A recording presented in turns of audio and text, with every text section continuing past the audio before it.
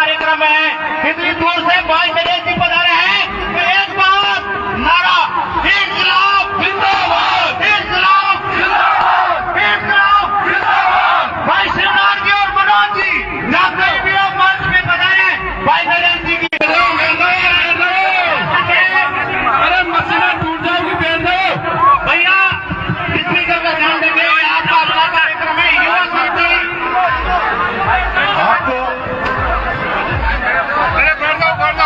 आप सबको पता है जब आपका ये दंगल का कार्यक्रम चल रहा है, इसी दौरान चमवा रामगढ़ में हमारे आदिवासी भाइयों पे गोलियां बरसाई जा रही हैं। और मुझे ऐसा लगता है इस कन्हैया दंगल की जगह जब हमारे आदिवासी भाइयों पे गोलियां बरसाई जा रही हो, पुलिस उन पर गोले बरसाए जा रहे हो, तो मेरी जरूरत यहाँ नहीं है। मेरी जरूरत तो आज वहाँ ज्यादा जरूरी है। इसलिए मैं तो रास्ते में से ही जा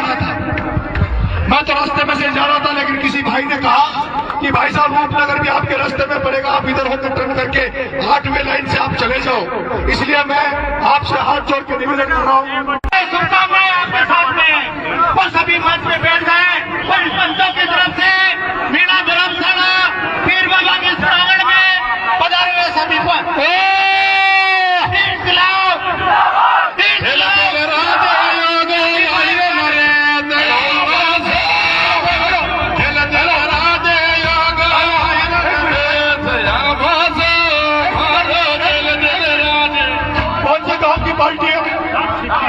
रामसिंहपुरा की दंगल की पार्टी से मैं निवेदन कर रहा हूं कि जैसे अलाउद्दीन युद्ध में लड़ने गए, जैसे वीर बगरावत युद्ध में लड़ने गए, और जैसे जब यहाँ के राजा महाराजा युद्ध में लड़ने जाते थे, और वो जब युद्ध में लड़ने जाते थे और उस समय जो वीर रस के गीत गाए जाते थे, वैसे आपका बेटा नरेश मीणा उस चमवा रामगढ़ की धरती में आदिवासी लोगों की रक्षा के लिए राजस्थान से सरकार से लड़ने जा रहा है। मुझे एक गीत वीर रस का गा दो, मुझे ये फूल वर्षा ये जो मालाएं पहना रहा हूं, इसको भी मैं समझ के जाऊंगा कि आपकी माताओं बहनों ने, आपके बुजुर्गों ने, यहाँ के रूपनगर के सारे लोगों ने मुझे तैयार कर दिया लड़ने के लिए। मुझे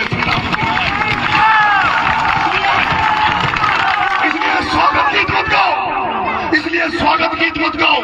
ये फूल माला भी मैं नहीं लूंगा प्लीज। और मैं दुख कहना चाहता हूँ, मुझे दुख होता है। ऐसा क्या कारण है? आए दिन मीणा पर पुलिस लाठी बरसाती है, आए दिन पुलिस मीणा को मारती है। सब राउतों में मारा गया, आज चमवा रामगढ़ में मारा जा रहा है। और मीणा मेरे से कहते धैर्य रख, नहीं धैर्य नरेश मीणा नहीं रखेगा। आज चमवा रामगढ़ की धरती में ऐसा कुछ करना चाहता हूँ, अगर आपका आशीर्वाद रहा तो दोबारा से भजन लाल की औकात तो क्या मोदी की औकात नहीं होगी जो किसी मीणा पर अंगुली उठा देंगे।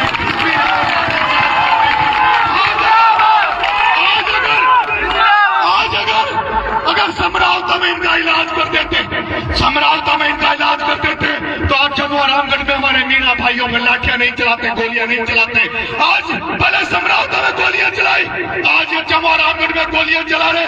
और तुम लोग अगर ऐसे सोते रहे, मेरी मीणियों की औलादों, मैं तुम्हें मर्द बनाना चाहता हूँ, तुम्हें जांबाज बनाना चाहता हूँ। नरेश मीणा आज रूपनगर आया था। अगर तुम्हारे समाज में 2 सांसद है, बीजेपी में एमएलए बन के घूम रहे, उनका तो जमीन मर गया, वो तो डूब मर गए। लेकिन जो मैं कहना चाहता हूँ, कांग्रेस में तुम्हारे 2 सांसद हैं, तुम्हारे कई एमएलए डोलते फिर रहे। अगर वो नरेश मीणा से पहले वहां चल जाता तो उनको न्याय मिल जाता, लेकिन किसी में मर्दानगी नहीं बची। वो लोग तो केवल माला के भूखे, वो लोग एमएलए एमपी के भूखे, वो लोग जहाँ चलती आग होगी, जहाँ लोगों को मारा जाएगा वहां उनकी औकात नहीं है। लेकिन नरेश मीणा भी ऐसे डर जाएगा, नरेश मीणा भी नहीं जाएगा तो लड़ेगा कौन तुम्हारी रक्षा करेगा? इसलिए मैं आपसे निवेदन करूंगा, एक गीत ऐसा गा दो जैसे रणभेरी उठती है, जब रणभेरी बजती है, जब कोई युद्ध के लिए जाता है।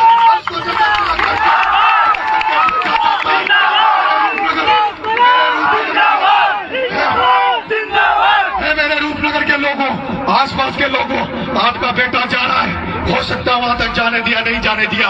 मैंने कह दिया आपको मैसेज भेज दिया, नरेश मीणा शहंशाह की तरह आएगा, सड़क से आएगा, चुपके से नहीं आएगा। अगर तुमने नरेश मीणा को पुलिस ने, सरकार ने बीच में रोकने का प्रयास किया तो उस लाश में दाग नहीं लगेगा, जब तक नरेश मीणा वहां नहीं जाएगा।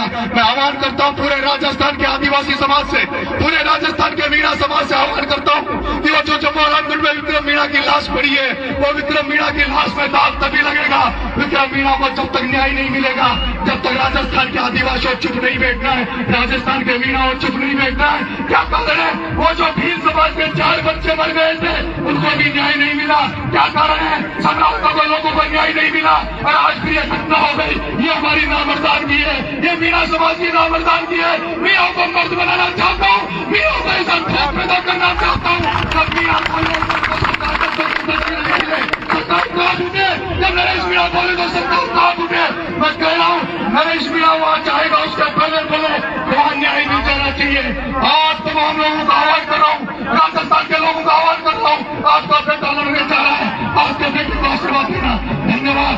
राम राम साहब, एक चीज ऐसा सुना दो, एक चीज ऐसा सुना दो जिससे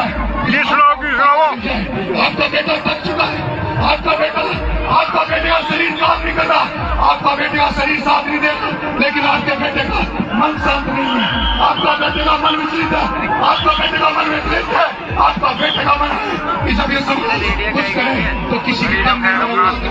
इस